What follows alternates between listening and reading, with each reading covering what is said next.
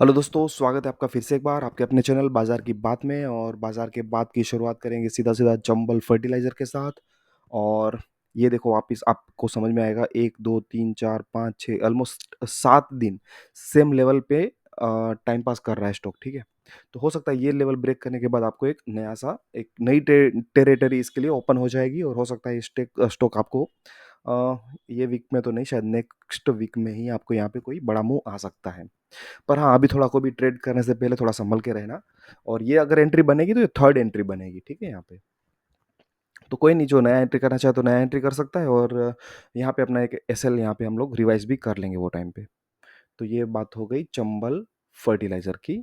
और उसके बाद जो है कोरोमंडल इंटरनेशनल, आज उसने एक नया ऑल टाइम हाई बनाया, पर वहाँ पे क्लोज़ भी अच्छा ही दिया हुआ है, ठीक है।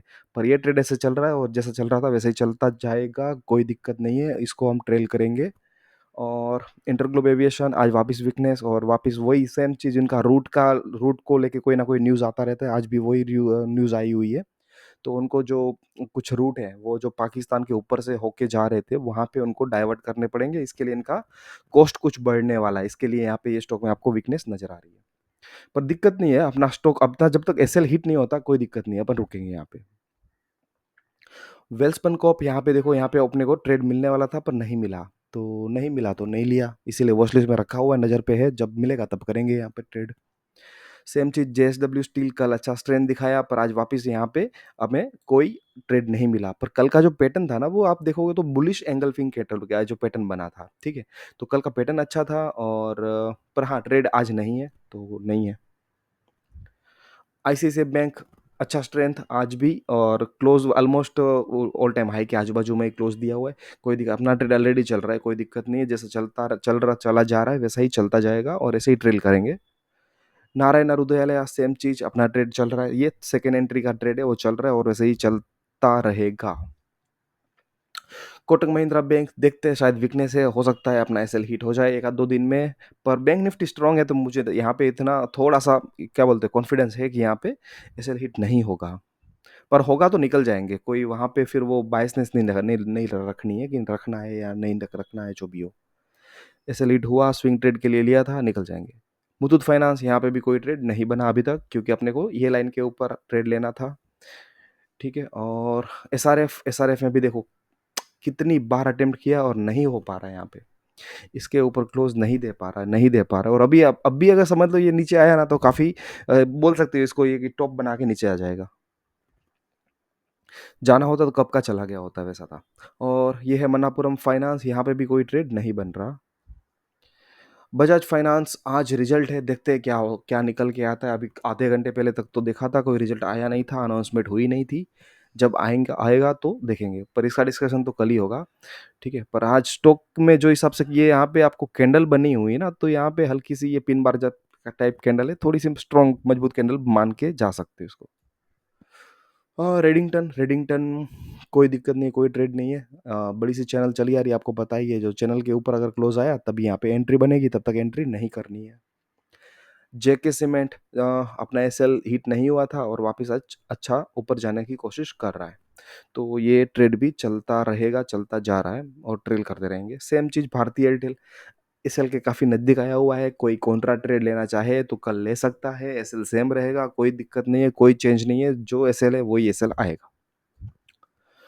आयुषर मोटर आज भी देखो उसने एसएल को टच किया पर क्लोज नहीं दे पाया, तो ये सेकेंड अटेम्प्ट हो चुका है यहाँ पे, ठीक है। तो ये दो बार इसने ये अपना एसएल का जो लेवल है उसको पेनिट्रेट करने की कोशिश किया, पर उसके नीचे जाके क्लोज नहीं दिया है, तो जब देगा तब निकल जाएंगे, नहीं देगा तो कोई दिक्कत नहीं, अपन ट्रेल करेंगे तब तक, ठीक है। तो जो सिस्टम है, ये सिस्टम को फॉलो करना है। और हाँ, मई में जो मैंने ये चैलेंज रखा हुआ है कि मई में जो भी ट्रेड मिला, वो अगर हर एक ट्रेड आप लोगे, तो मुझे लगता है कि आपका जो भी ये स्विंग ट्रेडिंग को लेके आपका जो भी डाउट होगा ना, वो हर सब क्लियर हो जाएगा। और आपको जो ट्रेडिंग को लेके जो डर है ना, वो भी निकल जाएगा। तो वो सिस्टम कैसे फॉलो करना है वो भी बात कर लेंगे हम लोग। और बीएससी में आज देखो एक इन्वर्टेड ये पिन बार बोल सकते हो, या फिर यहाँ पे ये थोड़ी सी वीकनेस वाली कैंडल है, ठीक है। तो वीकनेस वाली कैंडल इसके लिए क्योंकि इतना जब रनअप दिया हुआ है इतने शॉर्ट टाइम में, तो प्रॉफिट बुकिंग तो बनती है। अभी आप देख लो कितना कैंडल हुआ है यहाँ से, यहाँ तक में ये हुआ है 49 डेज़, ठीक है? और 49 डेज़ में आपको रिटर्न कितना मिला है वो भी देख लो। यहाँ पे आपको रिटर्न कितना मिला है वो भी देख लेते हैं एक बार। तो 49 डेज़ में आपको यहाँ पे 84% का रिटर्न मिला है। 84% का रिटर्न सिर्फ़ 49 डेज़ में। तो सीधी बात है, प्रॉफ़िट बुकिंग तो आएगा ही। तो ये बात हो गई बीएससी की, पर मेरे को अभी भी लगता है मैं अभी भी मेरे वो लेवल पे कायम हूँ कि यहाँ पे मुझे 7,000 का लेवल बहुत जल्द देखने को मिल जाएगा। एक बार तो मिलना ही मिलना है। जब तक उसका जो बोनस का अनाउंसमेंट आएगा उसके पहले या बोनस के अनाउंसमेंट के दिन भी यहाँ पे मुझे 7,000 का लेवल दिखेगा, ऐसा मेरा मानना है। ठीक है? चोलामंडलम यहाँ पे अपने को ट्रेड नहीं मिला हुआ है, तो जब मिलेगा तब लेंगे, तब तक इसको वॉच लिस्ट में रखा हुआ है। बजाज फिनसर्व में भी ट्रेड नहीं मिला और इसका भी आज रिजल्ट है। ठीक है? और एचडीएफसी बैंक में भी वीकनेस है आज भी, पर इतना नहीं है, पर ठीक है जो भी है, क्योंकि आप देखा था उस टाइम भी हमने बात किया था कि ये जो बेरिस एंगल्फिंग पैटर्न बनी हुई थी उसके बाद का ये वीकनेस है। और अल्ट्राटेक सीमेंट में आपका एसएल हिट हो चुका है। आज अपना एसएल हिट हो चुका है। ठीक है? अगर आप बहुत ही इतने ध्यान से देखोगे तो बच गया हुआ है, ठीक है? क्योंकि 1-2 पॉइंट की बात है, वो अब बफर छोड़ दिया होगा तो बच गया, वरना निकल गया। मैं मान के चल रहा हूँ एसएल हिट हो गया, क्योंकि मार्केट भी थोड़ा-सा वीक है और यहाँ पे थोड़ी-सी वॉर की सिचुएशन है, कोई अनसर्टेनिटी है, जियोपॉलिटिकल इश्यूज़ है, तो हम यहाँ पे उसको एसएल हिट मान के चलेंगे। तो अल्ट्राटेक सीमेंट में एसएल हिट हो चुका मान के चलेंगे, ठीक है? और डिविस लैब यहाँ पे अपना ट्रेड नहीं बना, पर आज का कैंडल अच्छा है, हो सकता है ट्रेड बन जाएगा। और क्रूड में वापस वीकनेस आई, अपना लेवल के नीचे आ चुका है और हो सकता है कि अब यहाँ पे आपको थोड़ा सा वीकनेस और दिखे क्रूड में।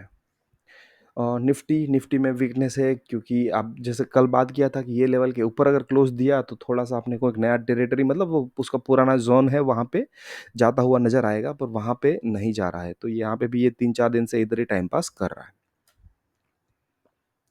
गोल्ड ठीक है, गोल्ड बोल सकते हो साइडवेज़ है, यहाँ पे देखो साइडवेज़ मूवमेंट है। ना ऊपर जा रहा है, ना नीचे जा रहा है, और कल बड़ा दिन है। कल वैसे अक्षय तृतीया बोलते हैं, तो उस दिन लोग मोस्टली गोल्ड का खरीदी करते हैं।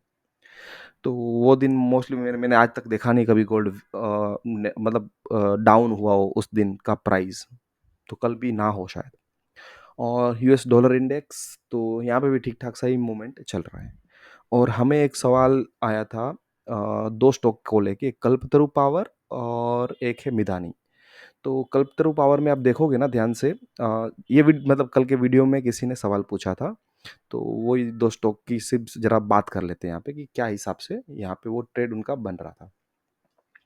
तो ये सबसे पहले कल्पतरु पावर है, और कल्पतरु पावर का मैं अगर यहाँ पे लाइन चार्ट लगा दूँ तो आपको पता चल जाएगा कि सिमेट्रिकल ट्रायंगल पैटर्न बनती नज़र आ रही है। और ये अगर ट्रायंगल पैटर्न पूरी कंप्लीट होए उससे पहले अगर कोई ब्रेकआउट दे दिया ना, तो आपको यहाँ पे अच्छा मूव मिल सकता है आगे की साइड में, ठीक है? और दूसरा जो स्टॉक था वो था मिधानी। तो मिधानी में कोई दिक्कत नहीं, मिधानी अच्छा खासा, मिधानी यानी कि मिश्र धातु निगम लिमिटेड, तो उसने भी अपना एक यहाँ पे ब्रेकआउट देके अच्छा मोमेंट दिया हुआ है। तो कोई दिक्कत नहीं है, यहाँ पे भी आप बने रह सकते हो, और अगर ये लेवल के नीचे आ गया तो आप चाहे तो प्रॉफिट बुक कर सकते हो, या फिर आपका जो एग्जिट लेना है ले सकते हो। पर ठीक है, आपका जो भी डिसीजन हो, फाइनल डिसीजन आपको लेना है, आपके फाइनेंशियल एडवाइजर से कंसल्ट करें, उसके बाद डिसीजन ले। और अंत में एक डिस्क्लेमर भी मुझे देना पड़ेगा, क्योंकि यहाँ पे जो भी स्टॉक के बारे में मैंने बात किया वो सिर्फ और सिर्फ एजुकेशनल पर्पस के लिए है। तो कोई भी आपका ट्रेडिंग या इन्वेस्टमेंट डिसीजन हो, वो आप सिर्फ और सिर्फ अपने फाइनेंशियल एडवाइजर से कंसल्ट करने के बाद ही करें, क्योंकि वो आपका रिस्क एपेटाइट काफ़ी अच्छे से समझते हैं और वो आपको अच्छे से गाइड कर सकते हैं। और कुछ स्टॉक्स की बात जो अच्छे मूव दिया था आज, एक डेटा पैटर्न्स है, गार्डन रिच शिप बिल्डिंग है, कल भी था आज भी है, टीबीओटेक और कोचिन शिपयार्ड। टीबीओटेक ये क्यों आया पता नहीं, क्योंकि यहाँ ये जो है वो स्टॉक काम करता है ना, वो है ट्रैवल इंडस्ट्री, और ट्रैवल इंडस्ट्री में अभी थोड़ी सी अनसर्टेनिटी है। और जो वीक स्टॉक है गो डिजिट, अभी न्यू लिस्टिंग है, Tata Technologies, Hatsun Agro Products. कुछ टाइम पहले हमें अच्छा ट्रेड मिला था, आपको ध्यान होगा। और हर्षियन केमिकल, और हर्षियन का मैंने जैसे बताया था कि आपको अगर कुछ वॉर का इंफॉर्मेशन चाहिए तो ये स्टॉक को ट्रैक करो, और ये स्टॉक अगर वीकनेस दिखा रहा है तो समझ लो बॉर्डर पे कुछ एक्टिविटी बढ़ रही है। और मझगाँव डॉक 52 वीक हाई वाले मझगाँव, सोलार, मैक्स फाइनेंस और बीएससी है। और 52 वीक लो में कोई स्टॉक है नहीं, ऑल टाइम हाई में सेम मझगाँव है, सोलार है, मैक्स है और बीएससी है। ठीक है, तो अब हम यहाँ पे एक मझगाँव तो एफएनओ में है नहीं, तो जो सोलार इंडस्ट्री है, पर ये भी लिक्विड नहीं है इतना, पर हमें रख लेंगे क्योंकि स्टॉक मुझे पसंद है और इंडस्ट्री पसंद है। काफ़ी टाइम से ये स्टॉक इतना अच्छा परफॉर्म किया है ना कि आपको कभी निकलने का मौका ही नहीं दिया इसने। अगर आप काफ़ी अब समझ लो एक 2016 17-18 की बात कर रहा हूँ शायद, वहाँ से मैं स्टॉक इसको ट्रेक कर रहा था, तब से वो अच्छा करता करता पर तब तभी भी मेरे को ये महंगा लगता था, इसके चलते मैंने यहाँ पे वो इसके सामने लिया था प्रीमियर एक्सप्लोसिव, वो हल्का-सा सस्ता भी स्टॉक था। सेक्टर दोनों का सेम है, दोनों ही एक्सप्लोसिव बनाते हैं और वो टाइम पे सोलार तभी भी नहीं ले पाया, अभी भी नहीं ले पाया हूँ कभी भी। हाँ, पर प्रीमियर एक्सप्लोसिव लिया था, वहाँ पे ट्रेड किया था, प्रॉफ़िट अच्छा बुक किया था और एग्ज़िट भी ले लिया हुआ है।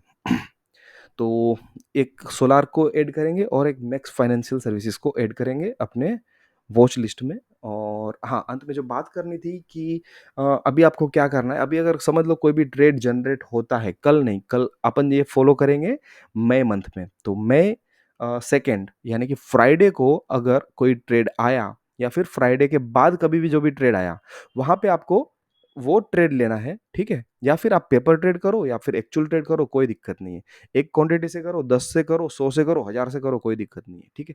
पर आपको रूल फ़ॉलो करना है स्विंग ट्रेडिंग के हर एक, जो एसएल दिया जाएगा वो एसएल रिलीजियसली फ़ॉलो करना है और जो जितना भी ट्रेड बने, वो सारे के सारे ट्रेड लेना है, ठीक है? तो फिर आप अपने हिसाब से कैपिटल एलोकेट कर लेना और आपको एक बार सोचना पड़ेगा कि मुझे कितने ट्रेड लेने हैं। जनरली 8 से 10, 8 से 10, 8 से 12 ट्रेड से ज़्यादा नहीं लेने होते मंथ में और मुझे नहीं लगता उससे ज़्यादा ट्रेड मिलेंगे भी, ठीक है? तो 10 ट्रेड पकड़ के चलेंगे, max to max 10, max to max. मुझे नहीं लगता मई मंथ में 10 ट्रेड मिल भी जाए, नहीं मिलेगा उतना। जितना ट्रेड मिलेगा वो लेंगे और मंथ के एंड में देखेंगे कि आपका पीएनएल क्या होता है और आपका कॉन्फिडेंस ये सिस्टम को लेके क्या बनता है, वो अपन एक बार बात करेंगे, ठीक है? तो आज यहीं तक रखते हैं और कल फिर बात करेंगे कल का मार्केट को लेके। तब तक के लिए थैंक यू।